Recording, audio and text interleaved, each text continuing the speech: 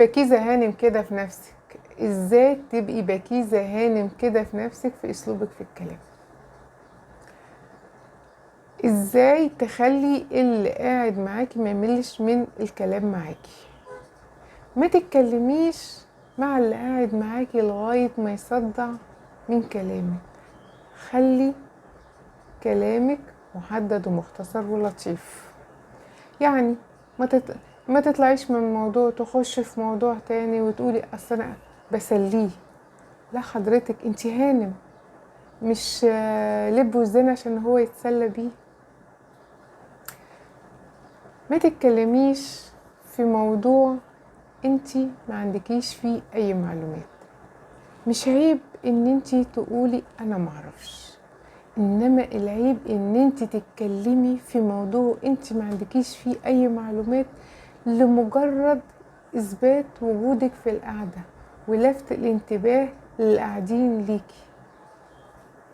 حبيبتي انتي هانم، اللي قاعدين هيلتفتوا ليكي في القعدة بشخصيتك، بطريقة ردودك اللطيفة، مش بان انتي بتتكلمي في اي كلام في الموضوع اللي انت ما تعرفيش اي حاجة عنه.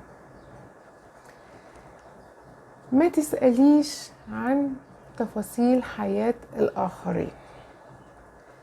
ما تلحيش في الاسئلة عن تفاصيل حياة الاخرين. احترمي خصوصيات الاخرين، وهم لو عايزين يتكلموا عن حياتهم هيتكلموا.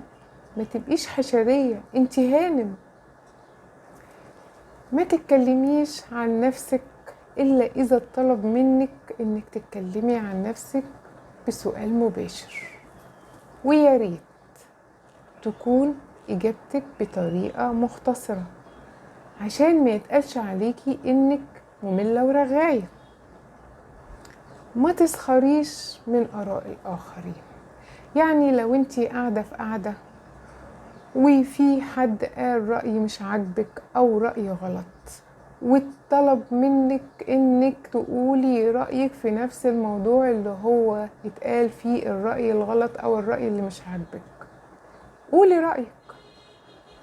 بس ياريت ما تسخريش او تتفهي الرأي اللي مش عاجبك اللي اتقال في نفس الموضوع. قولي رأيك بطريقة شيك بدون ما تجرحي في الآخرين، وما تقوليش اصل انا صريحة، اصل انا مش منافقة. لا حضرتك، دي اسمها قلة ذوق، ما اسمهاش صراحة ابدا. ما تفرضيش رأيك على الآخرين. ما تحاوليش تقنعي الآخرين أو الناس اللي انت قاعدة معاهم برأيك. انت تقولي رأيك، هم لو ما اقتنعوش برأيك حتى لو هو صح، خلاص انت قلت رأيك مرة واحدة، خدوا بيه خدوا، ما خدوش بيه براحتهم، هم أحرار. إنما انت ما تفرضيش رأيك عليهم. وانت قاعدة مع ناس في قاعدة، اسمعي آرائهم كويس، بلاش تقاطعيهم، لأن من آداب الحديث إنك تسمعي آراء الآخرين وهم بيتكلموا، ما تقاطعهمش وهم بيتكلموا، وبعد ما يخلصوا كلامهم قولي رأيك.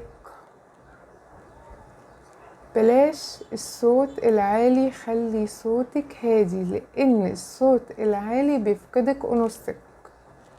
وبعدين وانتوا قاعدين مع بعض أو الناس وهي قاعدة مع بعض، بلاش الصوت العالي. يعني انتوا مش في خناقة بتزايدوا على بعض شوفوا مين صوته أعلى من مين.